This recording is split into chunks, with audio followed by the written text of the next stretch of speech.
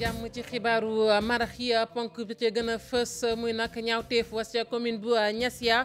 kuréel gi ëmb cadre yu Casamance ña ngay soñu nguurug Sénégal ngir nag ñi nga xamante ni ñoom ñoo def ñaawteef bi mbaa ñi ko santaane ñu teg leen loxo lu soxal loolee sax àdduna ñu ci leneen ndax nee nañ dana am ab budget boo xamante ne kon daanu ko jagleel diwaanu Casamance dana toll ci juróom fukki milliards ci suñuy koppar Pierre Atepa Goudiaby bi moo ko xamle ak ñamu àndal lépp rek ngir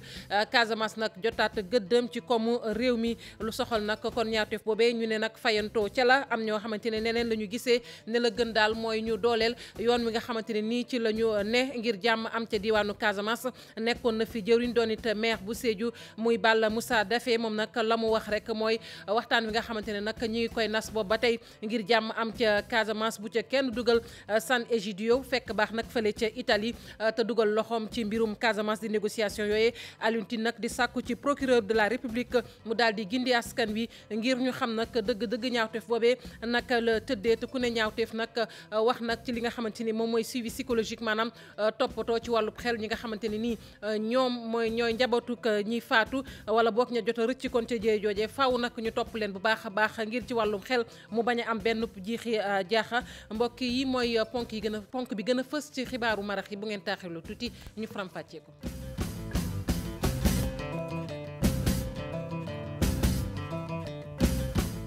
dalee nag jàmm ci xibaaru marax yi ñu tàmbali ko ak kuréel gi nga xamante ni moom moo ëmb cadre yu Casamance ñoom nag ña ngay soññ nguurug Sénégal mu def kéemtalaay kattanam ba teg loxo ñu def ñaawteef bi mbaa ñu ko santaane Pierre Atepa Goudiaby ak ñamu àndal addu ci leneen lu ci mel ne nag koppar yi nga xamante ni nee nañ daañu fexe rek ba jagleel ko diwaanu Casamance nee nañ dana toll ci juróom fukki milliards lépp nag ngir Casamance mën a jotaat gëddëm ci koomu réew mi Habib Faye Modou Diop. nakaru xol di gën di wëy gannaaw ba ñu boomee fukk ak ñetti doomi Boffa ca diwaanu Casamance Pierre Atepa Goudiaby ak i ñoñom di woo l'état wu Sénégal mu wax ana ñen ñoo nekk ci ginnaaw ñaray ñoo ñee te it mu teg leen ay daan yu metti di ñaawlu lii nga xam ne am na Casamance te doon na loo xam ne kenn mënu ko nangu ndax gis nañ sax communiqué wu MFDC bi koy naxarlu ñi nga xam ne ñooy commanditaires yi ñi nga xam ne ñoo ciy bénéficié wu ñu garal leen ay garab ñoom ñu gàddu ko trafiqué ko yóbbu ko bitim réew di tas àllu Casamance loolu mooy loo xam ne kenn mënu koo nangu. ñu ne état bi na góorgóorlu ñi nga xam ne ñooy def ñaawteef yooyu ñu xam ko ñi nga xam ne ñoo leen yebal ñu xam ko ñi def ñaafte yooyu ñu xam leen waaye bu ñu leen xamee itam bu ñu arrêté foofu de ni ñu gëstu itam seet yi nga xam ne ñoo leen di yebal ñoo leen di defloo yëf yooyu yi nga xam ne ñëpp dañ ko ñaawlu. ci loolu collectif cadre Casamance yi ñoom la ñu bëgg rek moo di xar kanamu Casamance daal di coppi te Casamance nekkaat xoolu koomuk Sénégal. àllu Casamance fi mu toll nii war nañ koo defaraat collectif des cadres Casamance mu ngi fexe pour que ñu mën cee duggal maanaam juróom fukki milliards boo xam ne dina tax ñu indi ay xale Casamance ay xale Sénégal yoo xam ne dinañ fa mën a liggéey pour Casamance doon Casamance bu ñu xamoon. gannaaw fanweeri at ak ñaar booboog léegi lu ci bëri coppeeku na ngir jàmm dox ca Casamance ñaari pàcc yi ku ci nekk waxtaan waaye teewut boobu le crise mi ngi gën di wëy ci jamono ji ñaagis di wëy di jooy fukk ak ñetti doomam yee génn àdduna. Saliou Sambou nekkoon gouverneur bokkit ci kuréel gi nga xamante ni moom mooy gëstu ngir jàmm am ca diwaanu Casamance ma ngay nag ñaawlu lu ni mel tey sàkku ci nguurug Sénégal mu fexe daal ba lii bañ a gàllankoor benn yoon ci yoonub jàmm bu ñu sumb fële ca diwaanu Casamance. Saliou Sambou teg ci ne nag mu ne nguur gi dafa war a rek samp ab regroupement bu mag boo xamante ne nii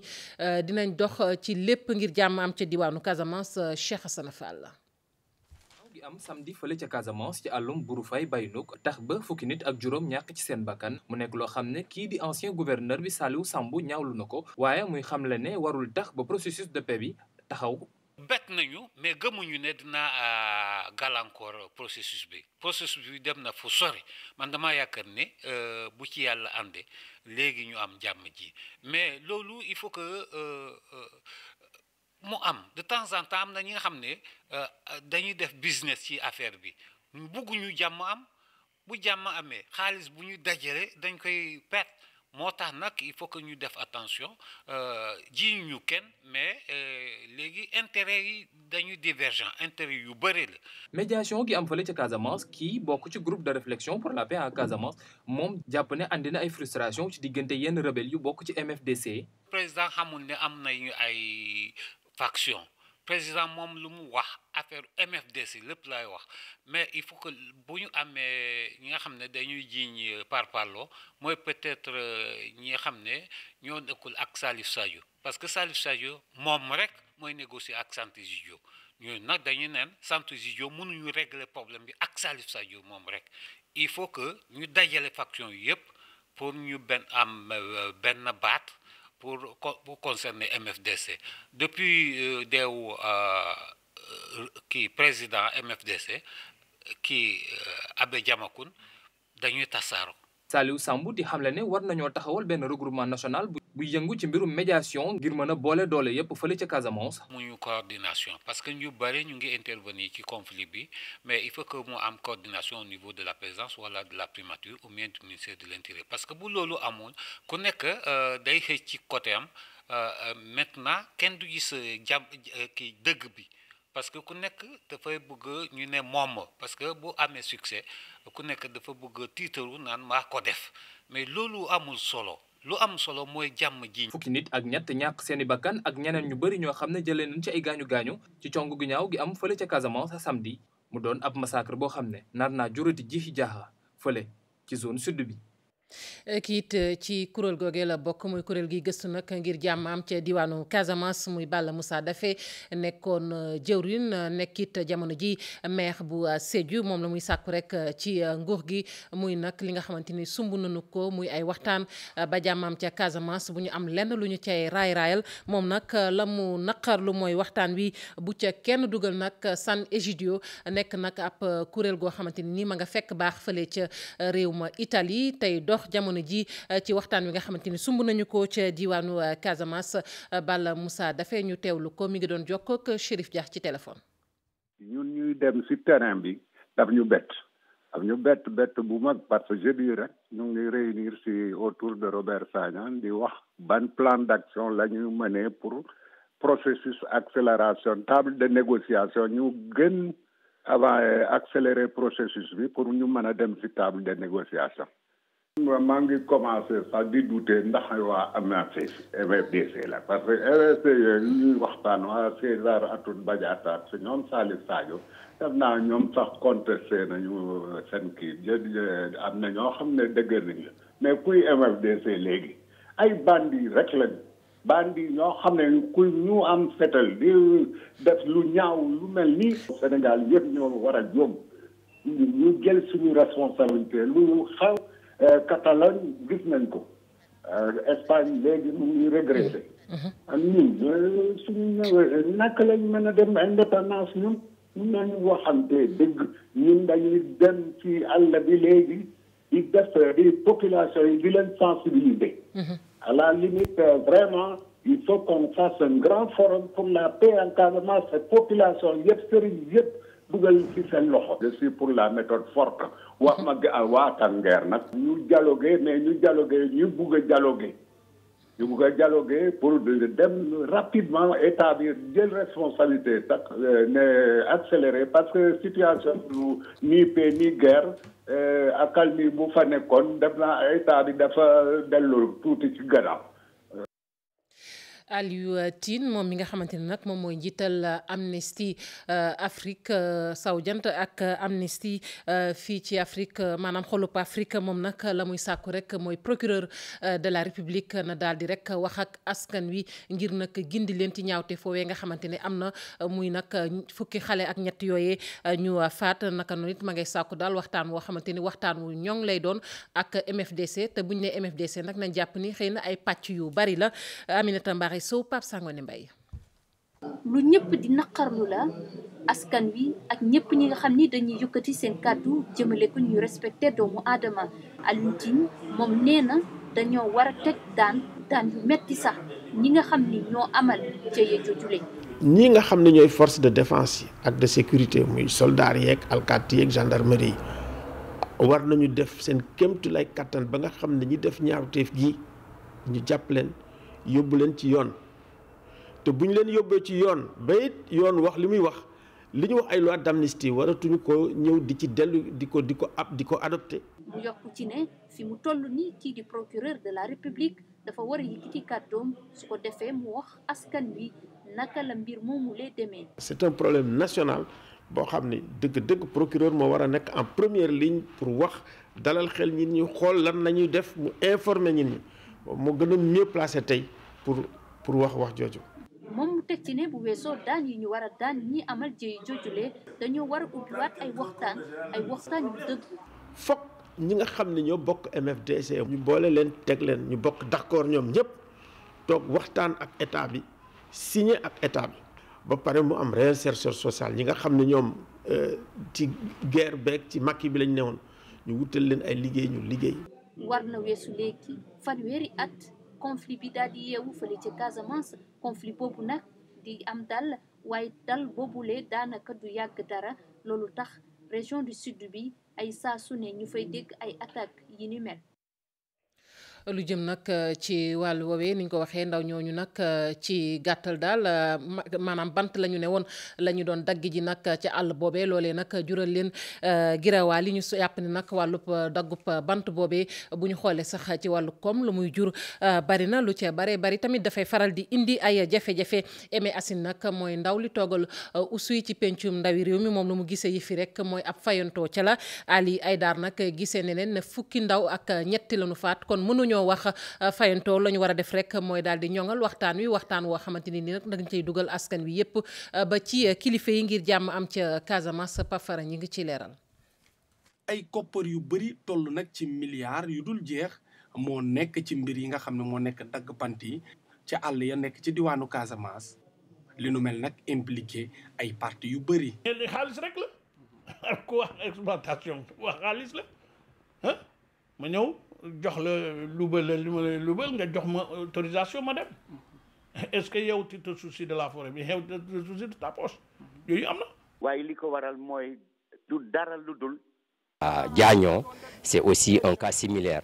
On a trouvé des jeunes dans la forêt et on les a criblés de balles. Une enquête est immédiatement ouverte. Pour man daal enjeu bi économique la. Aimé Assine nekk député ca assemblée nationale dàqul ne wàllu règlement compte mun naa am ci rey yu ñaaw yi ancien ministre de l'environnement Ali Aydar moom gisee neneen. li xaalis rek la ku wax exploitation wax xaalis la ma ñëw jox la lubal li ma lubal nga jox ma autorisation ma dem est-ce que yow tu te soucies de la forêt bi yow tu te soucies de ta poche yooyu am na. rey fukk ak ñetti nit mënul nekk règlement de compte daal dafa bëri daal bu doon benn nit ma xam mais règlement de compte fukk ak ñetti nit bëri na de. waaye lu mu ci mën a doon mënuñ ci indi saafara ci mbir yi te boolewuñ ci askan wa. war nañ ci taxaw ni mu gën a gaaw ci ak ñett wala juróomi at daal war nañu ko jëmbat yëpp ay garabu darkase ay garabu orange ay garabu mango ay garab yi nga xam ni population yi dinañ ci njëriñoo loolu pour man mooy solution bi ndax nit ci am ci koom-koom. Quand il y a un dialogue, il faut que ce soit un dialogue sincère. Nous avons dit que nous devons jouer, nous, en tant que responsables, en tant qu'État, nous jouer et dans la plus grande transparence pour permettre au président de la République de prendre l'appréciation adéquate. gannaaw rey yu ñaaw yooyu fukki nit ak ñetti ñàkk seen bakkan nguur gi dafa war a jël lii di alam bi daal di koy def priorité bu ñu bëggee jàmm ju sax dàkk ci diwaanu Casamance. ña ca Kolda itam ña ngay ñaawlu lu ni mel ñoom nag ne nañ li nga xamante ne nii xew na foofee ca Niassia mënul gàllankoor benn yoon jàmm ji nga xamante ne nag ñi ngi koy dox ngir mu am fële ca diwaanu Casamance foofee dañu fay fekki Abdoulaye Diallo.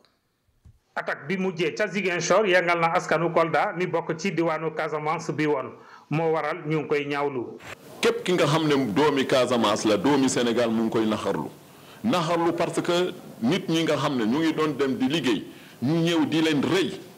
li nga xam ne ñun ñu ngi doon taxaw pour processus de paix en Casamance bi mën a réussir parce que léegi li ñu bëgg ñun fii si Casamance mooy suñu développement économique et social en tout cas di jaale ñi nga xam ne seen doom dee nañu si di leen jaale di jaale képp ki nga xam ne mu ngi dëkk Casamance di jaale gouvernement bi di jaale président de la République. li xew Ziguinchor lu dul naqar ndax Casamance bi benn la Casamance naturelle la bañ nañu ko sax am na ay gox yi ngay dem dañ lay naan waa Casamance nga xamuñu kuy nekk Sédhiou wala ku dëkk Kolda wala dëkk Ziguinchor donc lu xew Ziguinchor rek automatiquement day laal waa Kolda te li ñu gis te dund ko ci fan yi vraiment naqar la naqar vrai naqar la. askanu Kolda ñooy wéy di gëm ba léegi ci jàmm ji dellu si ci Casamance te yaakaar nañu ne attaque bi nu mel mënta wàññi liñ fi amal yépp ngir jàmm am fii ci Casamance. te yaakaar naa ne en tout cas ñun population Casamance te ñëpp war nañu taxaw ko processus bi nga xam ne moo ñu yóbbu si jàmm kooku kenn mënu ko arrêté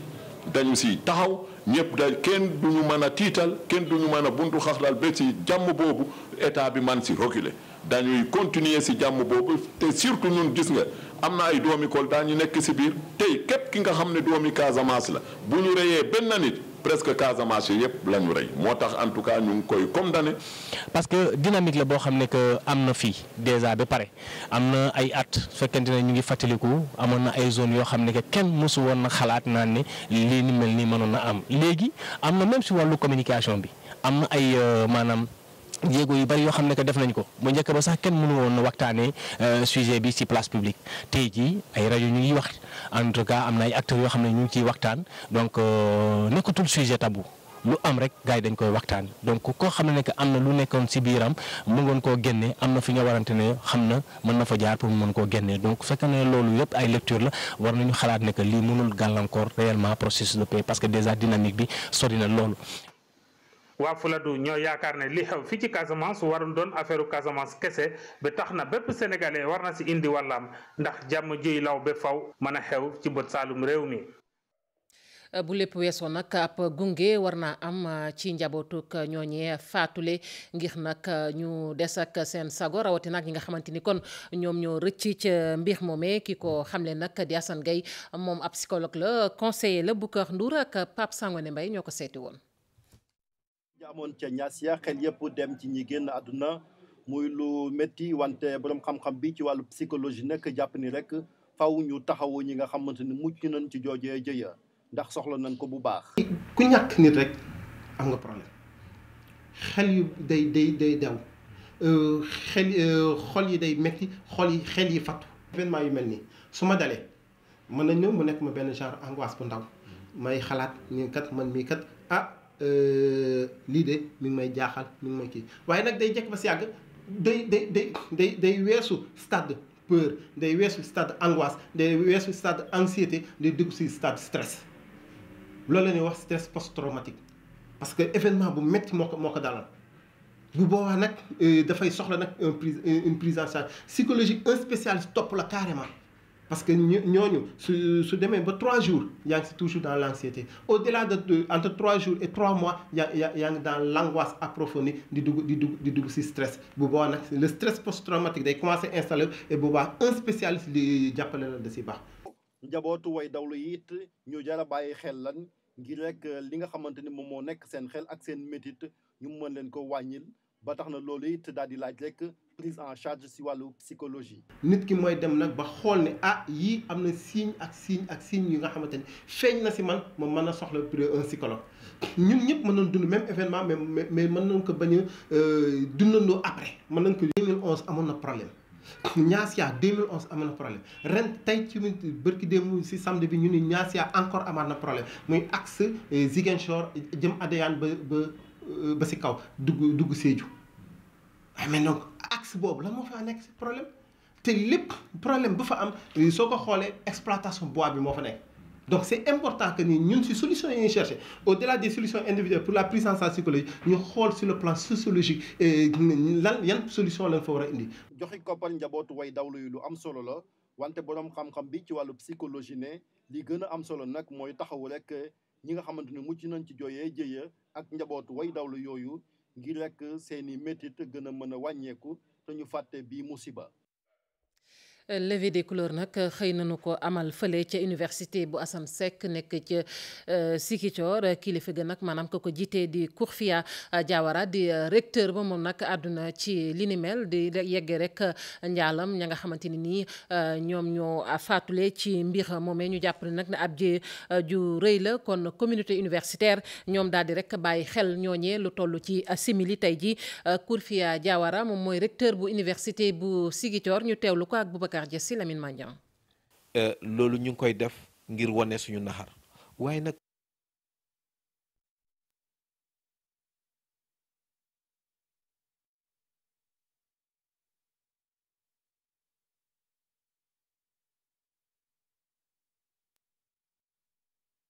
ñun nag dañu naan université ki wargalom dafay taxaw joñ ne leen lii dafa doy ndaxte munoo bëgg sa réew dem kanam ngay boom ay doom boo bëggee réew mi dem kanam nga xam ne ñoom ñooy kilifa suba dañ leen di tàggat bi moo di nga jàppale leen ñu jàng uti xam-xam ñun nag loolu moo tax naxar boobu ñu naan université war na fësal naxaram ndaxte ay xale yu ñu boom ay xale yoo xam ni ñooy suba ñoo war a yor réew mi te bu ñuy yor réew mi dañu bëgg ay xale yu am xam-xam ay xale yoo xam ne dañ leen tàggat ñooñu ñoo war a yor réew mi suba kon nag bu ñu leen boomee dañu naan ñu ngi nasaxaay jëm kanam réew mi te loolu université Assane Seck taxaw na tem pour naan doy na. mu ngoo ko lu soxal nag autopsie ba kon def nañu ko ba noppi ci fukk ak ñetti ñooñee faatu ba néew ya ñu tàmbali woon leen a jébbal seen mbokk ñu wax nag ci lakk gi nga xamante ne am na fële ca marché central bu Mbour démb la ci dibeer ji ci ngoon la fa yàqu nag bari na lool xayma nañu ko sax ci fukki million mbaa mu ëpp ko kenn nag indi seede ca lakk googee di ab commerçant Jibril Diaw lay wuyoo moom nag la mu xamle rek mooy court-circuit kon moom moo sabab lakk googee ñu teewlu ay kàddoom ak Cheikh Anta Diop. moo doon lakk rek sama place moo lakk waaw fekk ñuy wàcc mu am maasu courant bi nii courant mairie bi waaw lampe bi lakk comme toujours dafa gaaw a tàkk mooy jotuñ cee sauvé lu bëri quoi ay quelques 5 rouleaux la ñu sauvé malheureusement aussi fekkoon démb ñu waroon génn donc am nañ fa benn mandargent bu fa nekk ak en plus tissu yi waaw noonu daal la demee ak sama voisin yi aussi seen place yi lakk na vraiment ak kii bi nu mu fàttee aussi sapeur bi yéex a agsi vraiment noonu daal la demee daal. bon dama doon waaj a génn démb. waaw ak ay ñi ma waroon jëndaaleel takk nañ fa 6 millions teg. waaw ak matériel bu fa nekk daal. waaw loolu daal waa 6 millions xaalis. waaw lampe bi kii daal ma maas fil bii nii mooy fil yi mairie di def nii ci lampe bi ñu def si digg marché si digg mbedd mi. waaw je pense filu mairie la. lampe mairie lampe bii. waaw yooyu daal ñoo maas. ak tamit dal suñu kaw boobu ñun ñaar ñoo fi desoon mag benn booy bi nettoyé fii après ñu daal di daw man ma jot moom mu daw woote ji mais malheureusement ñi ne fii bëriwuñu man ma nekk aussi di génnee ay quelques tissus noonu daal la demee affaire bi ëpp ñu doole tissu aussi dafa gaaw a takk te bu takkee boo ko laal day tax sa yaram donc mën nga cee périr quoi. ma ngoog ci xibaar boobee la ñuy tàggatoo ak yéen mbokk yi sant nañu leen gërëm leen yéen ñi fare woon ci machine bi ak ñi jàpp ci xibaar yi ba mu sotti ci kanam tuuti Cheikh Tidiane Diaw dina fi teew faram-fàcce leen xibaar yi ci nasaraan lay doon jërë ngeen jëf.